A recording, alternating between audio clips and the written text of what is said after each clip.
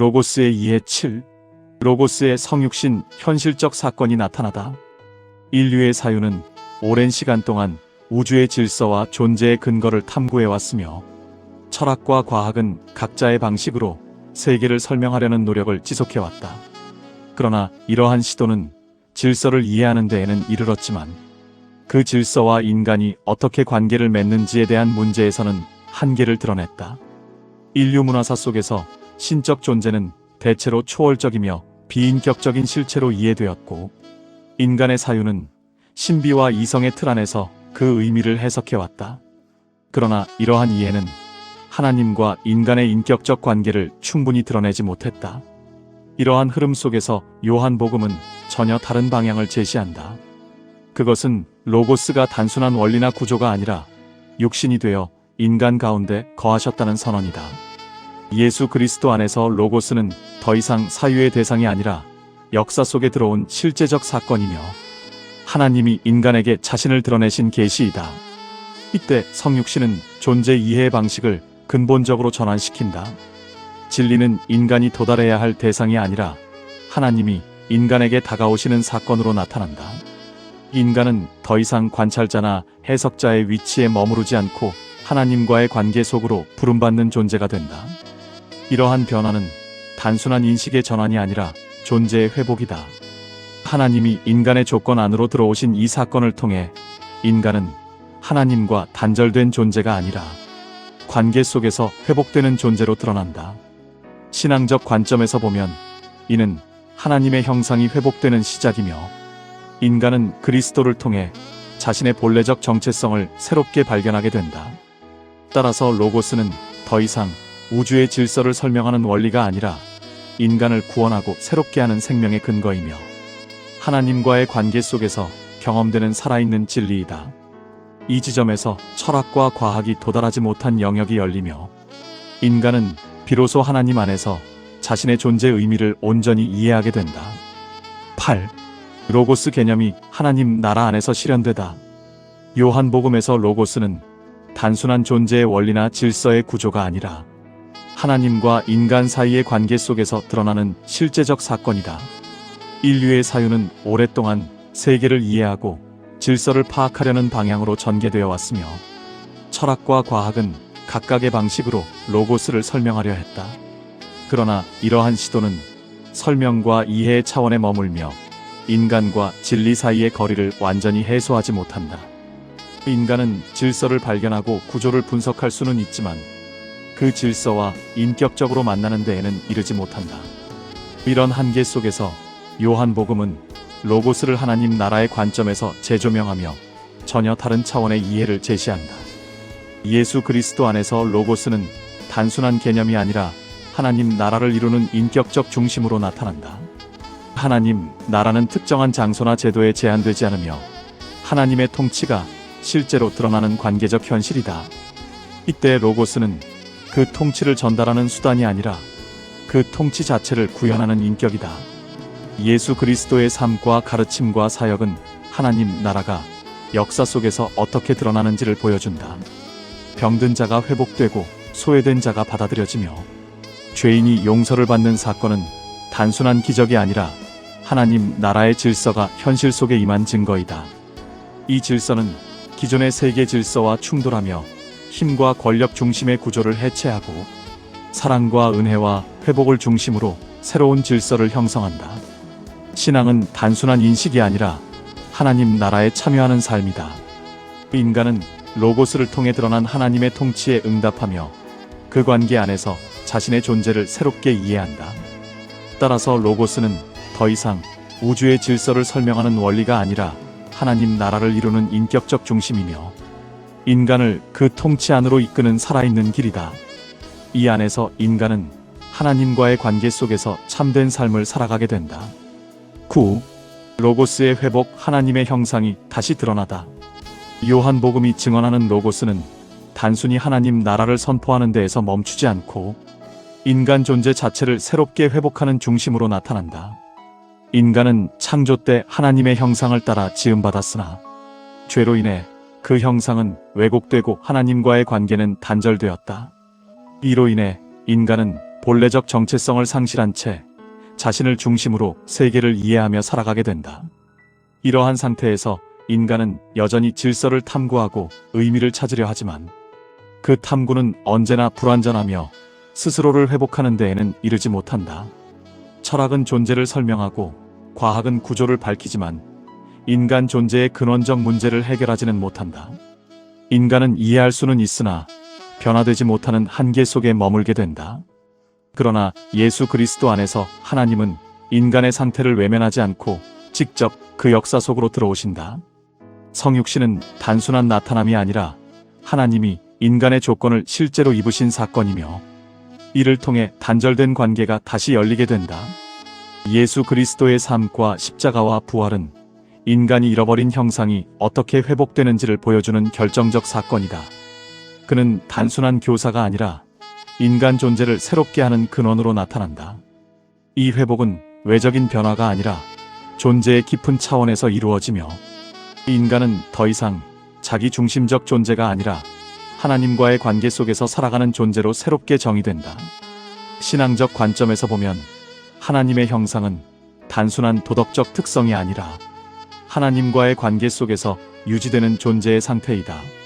따라서 로고스를 통한 회복은 인간이 본래 의도된 자리로 돌아가는 과정이며 하나님과의 교제 속에서 참된 삶을 회복하는 길이다.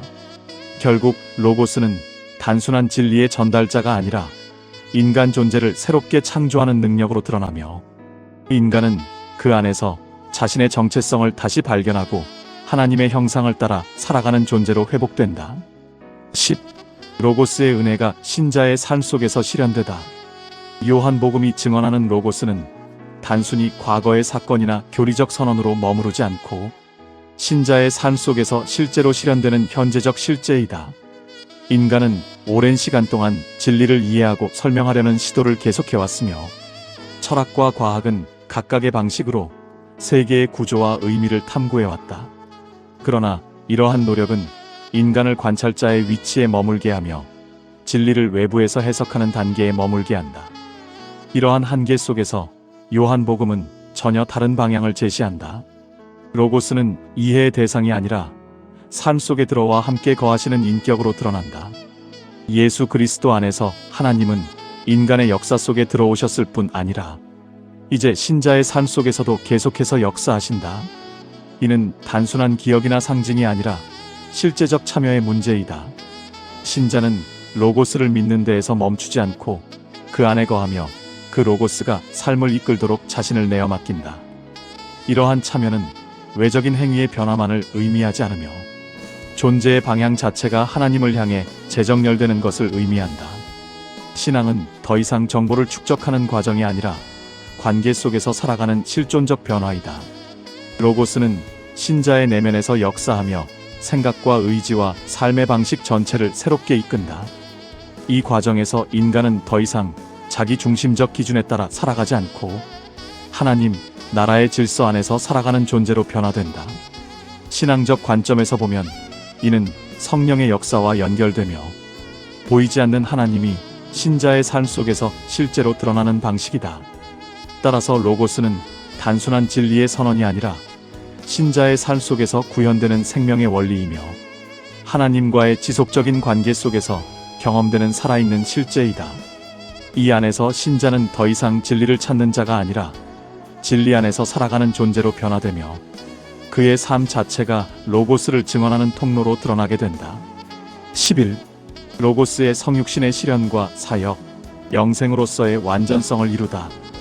요한복음이 증언하는 로고스는 단순히 세상에 나타난 사건으로 끝나지 않고 성육신을 통해 시작된 사역이 영생이라는 완전성으로 이어지는 구속의 중심이다. 인간은 시간과 죽음의 한계 속에서 살아가며 존재의 의미를 끊임없이 탐구하지만 그 탐구는 유한성이라는 경계를 넘어서지 못한다. 철학은 존재를 설명하고 과학은 생명의 구조를 밝히지만 생명의 궁극적 의미와 영원성에 대해서는 답하지 못한다. 이러한 한계 속에서 요한복음은 전혀 다른 차원의 선언을 제시한다.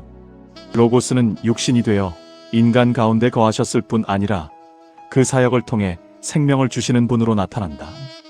예수 그리스도는 단순한 교사나 선지자가 아니라 생명 그 자체로 자신을 드러내며 그를 믿는 자에게 영생을 주신다고 선언한다.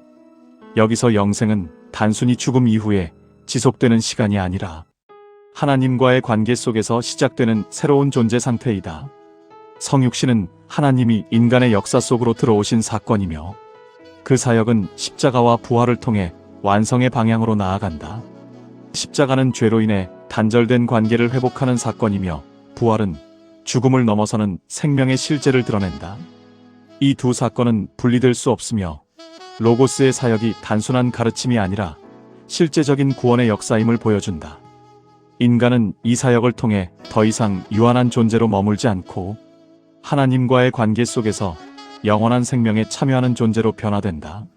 신앙적 관점에서 보면 영생은 미래의 보상이 아니라 현재 속에서 시작되는 하나님의 생명이며 로고스 안에서 이미 주어진 실제이다.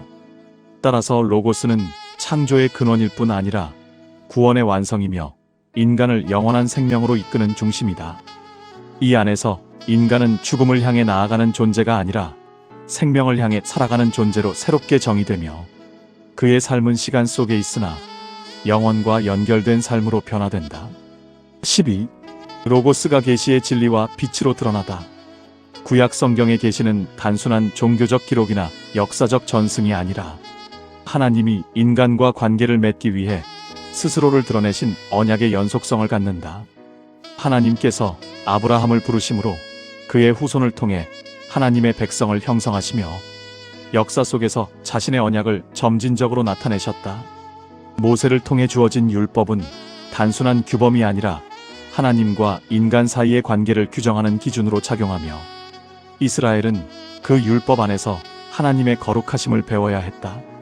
이후 선지자들은 반복되는 불순종 속에서도 하나님의 뜻과 심판과 회복의 약속을 선포하며 계시의 방향을 더욱 분명하게 드러냈다.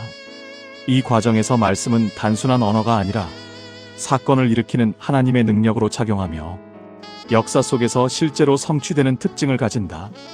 그러나 이러한 계시는 여전히 완전한 실체가 아니라 장차 나타날 구원의 본질을 예표하는 단계로 머문다.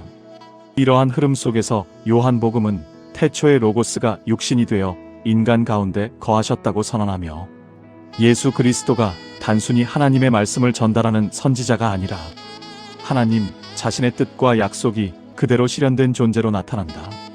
특히 십자가와 부활은 구약 전체가 지향하던 구원의 중심 사건으로 드러나며 죄로 인해 단절된 하나님과 인간의 관계를 근본적으로 회복하는 계기가 된다. 이로 인해 언약은 더 이상 외적인 규범에 머무르지 않고 내면의 변화와 새로운 생명으로 확장된다.